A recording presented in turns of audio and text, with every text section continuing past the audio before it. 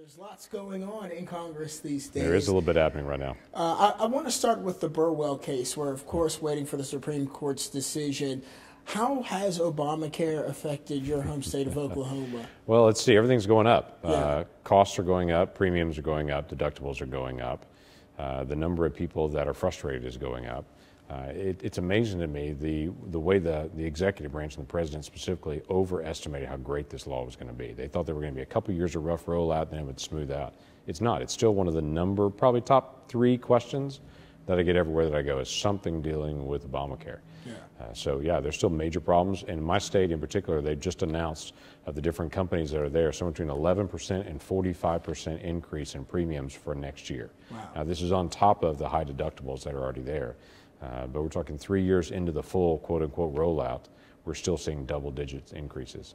So what can be done to fix it, get rid of it, repeal it? I mean, what's the answer? Yeah, everybody says, well, just repeal it. And I go, well, that's nice. But we got to get it past the president's desk, all that dynamic at this point. So we've got to get past the platitudes and say what can actually practically be done. What I try to say is it's my responsibility to do whatever I can to protect the people in my state from the harmful effects of this law. And so wherever I can find it, I'm going to go after it. King versus Burwell case is one of those prime cases. It's within the next 2 weeks, it's going to come out as a decision. When it comes out, we'll find out what all the details of it are and how the Supreme Court rules. It's one of those moments that we have leverage. We'll probably have somewhere around 7 million people in the country lose their subsidy at some point. We don't know if that's immediate, we don't know if that's 6 months out, 12 months out, or at all, because we don't know how the Supreme Court's going to rule on it. But when that happens, that provides us that moment of pressure to say, let's get it done. So there's many of us, myself included, that have met quietly trying to do the plan, but we're not going to roll that out until after King versus Burwell comes out, because we don't know 100% what the actual ruling is. We don't want to put something in place and it doesn't work. Okay. I want to go to a tweet that you tweeted recently. You said, freedom of religion is more than just freedom of worship. It enables Americans to live out their faith or choose to have no faith at all. That's right. And you recently sent a letter to the Department of Homeland Security, correct? Right, I did. Outlining that you're pushing for the language that's used in naturalization and citizenship material to be changed from freedom of worship to freedom of religion. Yeah. Why is it important that change? All right, so the citizenship test is really funny. It lists out, it gives them a multiple choice. Pick out what rights that you have as an American, and one of those is freedom of worship. And when I see that, I think that's not true. We don't have freedom of worship. We have freedom for the free exercise of religion. That's very different than freedom of worship. Freedom of worship means if you go in that building at this time and worship, you're free to do that. But when you leave the building, you don't have freedom there. Freedom of religion and the free exercise of religion, even more than that, means that you have your own personal faith, and you can live that when you worship. You can live that at the job. You can live that with your family. You can live that on recreation. You can both have a faith and live it. So the free exercise of religion is very different than freedom of worship. It's kind of like saying you have freedom of thought, but you don't have freedom of speech. We don't have freedom of thought in America. We have freedom of speech in America. Just like we don't have freedom of worship, we have freedom to exercise our religion. And I'm trying to push back on this administration and, quite frankly, the nation as a whole that I think is losing that. When we say freedom of worship, we're downgrading the real freedom that we have. And it's a freedom for the free exercise of our religion, to be able to live that out. And I encourage people of faith all the time. Say, if you walk by faith, and in America, you don't have to have a faith at all. Welcome to America. But if you have a faith, and for me, coming from a biblical worldview, I challenge people to live your faith. Don't pretend you do. Don't have a weekend hobby. Actually live your faith. And along those lines, where do you think our country is currently? Where do you think we're heading when it comes to religious freedom? Yeah, it's a really interesting dynamic to me what's happening right now. When I talk to college students back in my state in Oklahoma a lot, they want to talk about religious liberty, but they're talking about it in a new context. They're talking about it in a relationship to gay marriage. That has become code among liberals and among many of the young, that freedom of religion is now about, do you accept gays?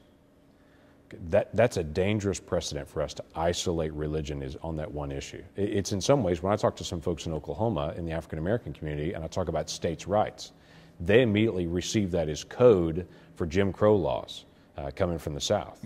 So they don't understand the word states' rights the same way that I do. And now there's a whole generation that when they hear religious freedom, they hear it differently than what I mean. So we do have some re-education to do as a nation to talk about religious liberty, religious freedom, and the freedom to be able to live that out. And that will be extremely important in the days ahead. Let's talk about the OPM data breach affecting the Office of Personnel Management. Affecting millions of federal employees, their social security numbers, personal information. Where is that investigation? What answers still are out there? Right. So I have two committees of jurisdiction on this. The committee that I chair has regulatory affairs, which is every regulator in the federal government, and also the federal workforce. So we've engaged immediately with the Office of Personnel Management, number one, about when their information was stolen and compromised, where those individuals contacted immediately, or was there a delay? We now found out there was a significant delay of months and months. So we're trying to find out why. If your information was stolen, you need to know that because you need to do a credit background check and everything to make sure that you're okay, not wait a year for it. So it was a horrible mistake they made. We're going to try to find out why. We're trying to find out how many people are affected, when they were contacted, what they put up ahead of time, what contractors they used to do their cybersecurity, what promises were made to them, and if it's fixed. I know some of those answers already, and I don't think it's fixed still. And so we've got to be able to work through the process to get it fixed.